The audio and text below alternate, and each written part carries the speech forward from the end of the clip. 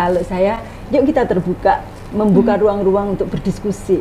Apa sih misalnya bahayanya melakukan itu? Mending kita bicarakan secara publik bersama-sama daripada kita kepo-kepoin sendiri ternyata menjerumuskan kita kepada hubungan yang membahayakan.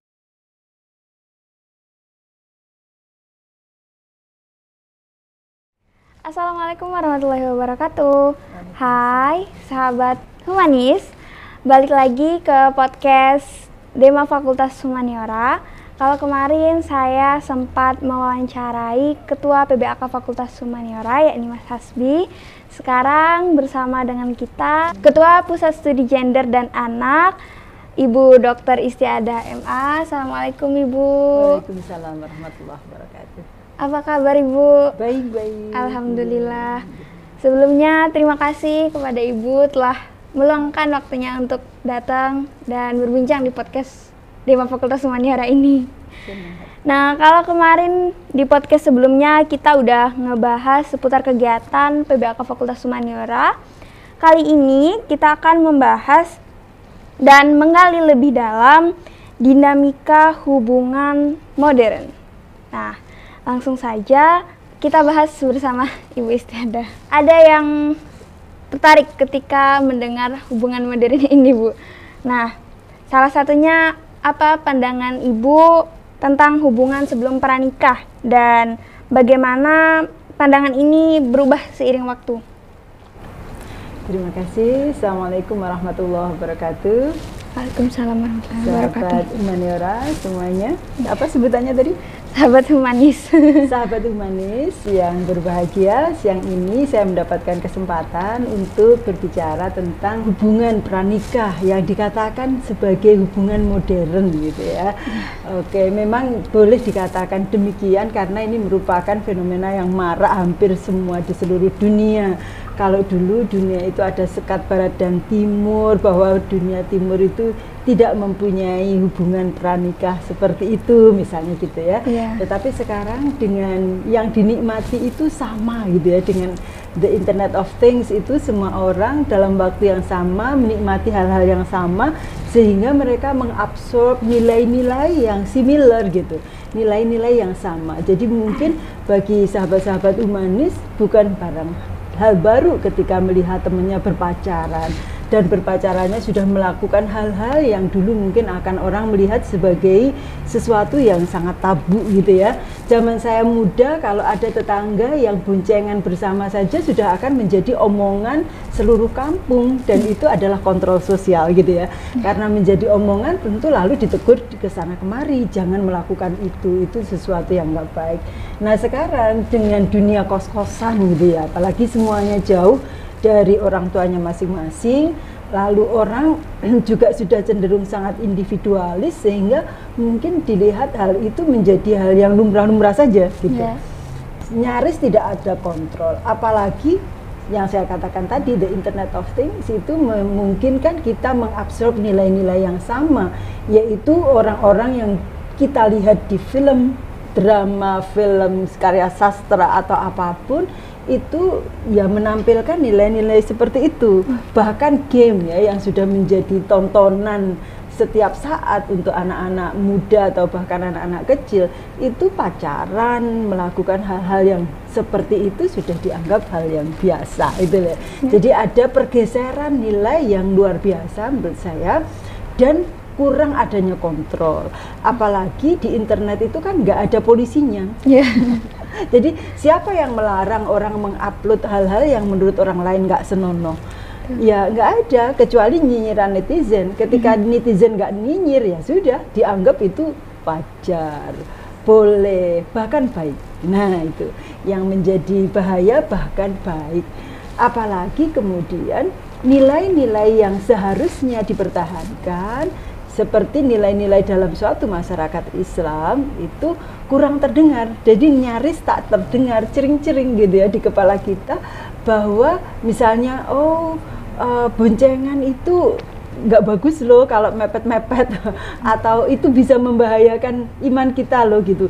Itu nyaris tak terdengar gitu sehingga ya anak-anak merasa biasa-biasa saja seperti itu. Betul, sangat jelas sekali penjelasan dari Ibu tentang hubungan modern ini yang mulai dianggap biasa, padahal sebelumnya hal tersebut adalah hal tabu, seperti yang Ibu contohkan tadi. Kalau bergoncengan dengan lawan jenis mungkin dulu akan diomongkan satu kampung ya Bu ya. Mungkin hal ini di zaman sekarang udah jadi hal biasa. Itu mungkin yang harus lebih beri perhatian ya Bu ya. Selanjutnya yakni gimana caranya komunikasi yang sehat yang dapat membantu pasangan memilih hubungan pranikah. Oke, jadi bagaimana komunikasi ya? Menurut saya itu tergantung juga kepada siapa teman kita. Jadi dimulainya adalah memilih teman. Jadi jangan sampai kita memilih teman secara salah gitu ya. Jadi kita itu berteman harus lihat apakah teman yang kita dekati itu akan membawa kita ke arah baik atau ke arah yang jelek. Nah itu harus sudah dipilih dan dipilah, karena teman itu landep ya, kalau orang Jawa bilang landep itu apa sangat mudah mempengaruhi kita. Seperti orang sering mengatakan kalau kita berteman dengan orang yang membawa minyak wangi ya kita akan wangi gitu. Ya. Tetapi sebaliknya kalau kita dengan pandai besi ya kita akan terciprat api gitu. Nah begitu juga teman, karena kita berinteraksi dengan sangat intens dengan yang namanya teman, jadi kita sangat mungkin akan terciprat nilai-nilai yang dia bawa. Oleh karena itu harus pandai-pandai memilih teman. Apakah teman itu sevisi dan misi dengan kita? Kalau kita sebagai pemuda muslim, tentu parameternya apakah akan menggerogoti iman muslim kita enggak gitu ya. Kalau kira-kira akan menggerogoti kita, ya sebaiknya jangan. Sekuat apakah sih iman kita? Saya nggak yakin gitu ya. Kita nggak boleh terlalu pede bahwa oh aku bisa lah berteman pada dia, malah justru aku nanti akan mempengaruhi dia. Kita harus bertanya balik, iyakah gitu ya, betulkah, atau jangan-jangan malah aku yang katut dengan dia gitu. Jadi gitu harus kita pikirkan bersama. Yang kedua, kalau efektifnya kayak apa? Kalau dia ternyata orangnya kayak gitu Ibu, timbang dulu, kita kuat mempengaruhi nggak? Kalau kita nggak kuat mempengaruhi ya kita yang mundur gitu menurut saya. Jadi harus dilihat kekuatan kita. Maka sangat penting untuk memilih lingkungan pertemanan. Betul. Apalagi di Islam ya Bu ya, iman nggak tetap naik turun ya Bu ya.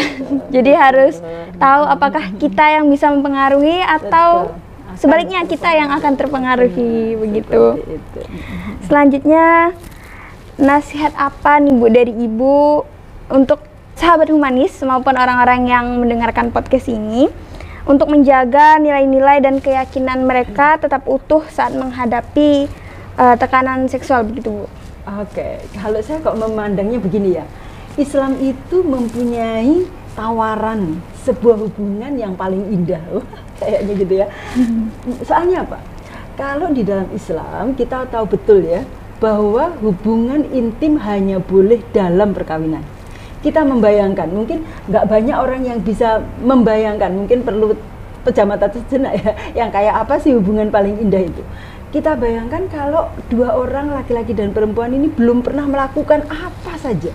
Dia selalu menunda keinginannya untuk melakukan hal-hal yang berkaitan dengan tuntutan birahi. Sampai suatu saat nanti nih, saya karena sebagai muslim yang baik, saya hanya boleh melakukannya di perkawinan, semuanya menunggu pada suatu saat nanti diperbolehkannya. Jadi kan itu sudah ada saat menunggu, kerinduan yang lama, yang kita pendam, yang kemudian kita harus puasa menunggunya ya, agar kita bisa mengontrol nafsu kita puasa. Nah, sehingga pertemuan pertama pada saat setelah menikah, itu akan menjadi pertemuan yang sangat indah, iya kan? Kebayang ya?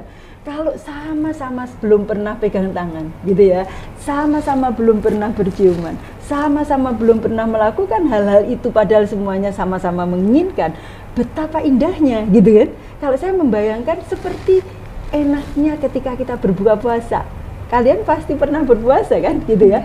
Ketika sebelum puasa kan kita inginnya semuanya mau dimakan gitu ya. Kayak apa? Ternyata kita meminum seteguk air aja indah sekali. Nah, seperti itulah. Jadi apa yang kita tawarkan atau Islam tawarkan itu adalah hubungan terindah. Nah, kenapa teman-teman nggak memilih hubungan yang seperti itu? Betapa indahnya ketika kita kemudian orang yang pertama disentuh, orang yang pertama dicium, orang yang pertama gitu ya, melakukan hal itu adalah orang yang sama, sehingga kita mempunyai hubungan yang sangat erat atau attachment hanya dengan orang tersebut. Karena hanya dengan orang tersebutlah kita bisa melakukan hal-hal itu. Sedangkan dengan yang lain-lain kita nggak pernah bisa gitu ya. Jadi di situ demarkasinya sangat beda gitu ya, sangat kuat batasannya antara yang namanya dua orang yang terikat dalam perkawinan suami istri dengan orang yang lain. Bayangkan kalau kita open relationship, ya kan? Kalau dia menikah, tetapi dia ternyata sudah pernah FWB dengan siapapun, itu open relationship, pernikahannya kamu boleh besok melirik orang lain, berhubungan dengan orang lain, kan sangat hambar, ketemu pun nggak ada sesuatu yang menarik. Mungkin ya ada ketertarikan, tapi pasti akan sangat berbeda gitu kan, dibandingkan kalau dia hanyalah satu-satunya. Kalau dia satu-satunya pastinya spesial dong, ya kan, namanya satu-satunya, jadi dia yang spesial. Nah, Islam tuh mempertahankan spesial itu gitu. Kalau kita sudah ember-ember gitu ya, kalau orang Jawa apa bilangnya, ya sudah kita cecer-cecerkan mulai sekarang, di saatnya waktunya kita gunakan, baterai kita udah habis, nggak gereng lagi gitu. Tapi kalau sampai sekarang di save dulu nih baterainya, save sampai full, nanti digunakan, nah jereng dua-duanya pada saat yang di puncak-puncaknya keinginan itu dan dengan hanya orang itu, sehingga orang itu menjadi sangat spesial. Seperti itu. Baik, langsung aja nih Bu, bagaimana orang tua, keluarga, dan budaya itu mempengaruhi pandangan seseorang mengenai hubungan pranikah menurut Ibu sendiri? Oke. Menurut saya, bagaimana cara kita dibesarkan, di lingkungan apa kita dibesarkan, itu sangat mempengaruhi cara kita memandang sesuatu, sangat mempengaruhi cara kita mempersepsi sesuatu. Ya, jadi kalau kita misalnya di lingkungan kita permisif, ya kita menganggap itu hal yang biasa-biasa saja gitu. Tapi kalau kita dari keluarga yang jaga ya, strict, itu juga kita akan membawa nilai-nilai itu. Cuma begini, kalau yang saya inginkan itu bukan keluarga yang asal haram. Awas kalau kamu melakukan seperti itu langsung tak nikahkan gitu ya. Dulu saya pernah berpikir seperti itu. Ternyata itu efeknya kepada anak kita justru sangat jelek. Karena yang dilarang-larang biasanya anak-anak sekarang kan malah nyoba ya. Oh ini nggak boleh, apa sih kok nggak boleh? Ngapain sih gitu. Tetapi kalau kita ajak bernalar, mengapa kok hanya di dalam pernikahan kita boleh melakukan itu? Tadi sudah dapat satu spilan kan, bahwa dengan begitu ya hanya orang itu yang paling spesial. Kalau orang itu yang paling spesial, ya kita bisa mempertahannya menjadi long lasting, nah gitu. Jadi berdurasi panjang gitu. Ya, seperti itu. Nah, adakah Bu cerita atau pengalaman pribadi dulu mungkin yang Ibu bagikan mengenai topik ini yang ingin Ibu ceritakan? Mungkin? Kalau saya ini sebuah concern ya. Jadi sekarang ini saya melihat fenomena yang menurut saya sangat mengkhawatirkan gitu ya. Apa yang saya ketahui di jalanan, saya itu sampai kepingin membuat penelitian pacaran di atas sepeda motor gitu ya. Saking seringnya saya itu menyaksikan orang berpacaran di sepeda motor yang sebegitu mudahnya melakukan hal-hal yang orang dulu akan mengatakan itu sebagai suatu hal yang tabu di jalanan gitu. Belum lagi saya memergoi beberapa anak kos-kosan itu yang jadi saya pulang sholat subuh atau berangkat sholat subuh pernah, itu juga dikembalikan oleh pacarnya gitu. Itu ada beberapa dalam waktu yang sangat mepet ya waktunya dan orangnya berbeda-beda gitu. Itu dikembalikannya subuh karena rata-rata kan kalau di atas jam 11 sudah nggak boleh, portalnya pada dikunci. Nah dia nggak kurang akal, mengembalikannya setelah subuh gitu. Apalagi setelah itu masih ditambahin lagi dengan ngomong yang sangat mesra gitu ya di pinggir jalan. Bahkan kita pernah memergoi mereka berciuman di pinggir jalan. Jadi kita sampai kok sebegini amat ya anak-anak sekarang. Dan itu berjilbab gitu, yang kita memiris itu kok anak-anak itu. Kalau dulu ya kita berjilbab itu sebuah tuntutan dari masyarakat bahwa kalau kamu berjilbab berarti kamu pasti mempunyai akhlakul karimah gitu. Sehingga kalau gitu loh, berarti jilbabnya itu enggak jilbabin hatinya dong gitu. Jadi jilbab hanyalah sebuah fashion yang tidak berefek pada perilaku. Kalau zaman dulu sekali Anda berjilbab berarti Anda sudah berkomitmen untuk berakhlakul karimah. Nah, itu yang menurut saya seharusnya sekarang ayo dikembalikan komitmen itu, karena hijab atau jilbab ini adalah sebuah tanda atau identity, Muslim identity, sehingga perilaku kita ya harus selayaknya perilaku muslimah gitu. Baik Ibu, terima kasih. Itu tadi pertanyaan terakhir. Mungkin dari Ibu berkenan untuk memberikan closing statement atau saran Ibu nih kepada penonton yang mostly anak muda pastinya Bu. Bagaimana menanggapi hal ini gitu? Iya, kalau saya, yuk kita terbuka, membuka ruang-ruang untuk berdiskusi. Apa sih misalnya bahayanya melakukan itu? Apa sih misalnya keuntungan dan kelebihan dari FWB misalnya? Ayo kita ngomongkan aja, diskusi secara terbuka sehingga kita bisa membuka wawasan pikiran kita. Nah, kayak gitu ya. Mending kita bicarakan secara publik bersama-sama daripada kita kepo-kepoin sendiri, ternyata menjerumuskan kita kepada hubungan yang membahayakan.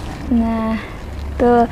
Kalau gitu segini dulu podcast Dema Fakultas Humaniora bersama Ketua PSGA UIN Maulana Malik Ibrahim Malang, Ibu Dr. Istiadah MA. Satu-satu ini pesan dari PSGA ya. Iya.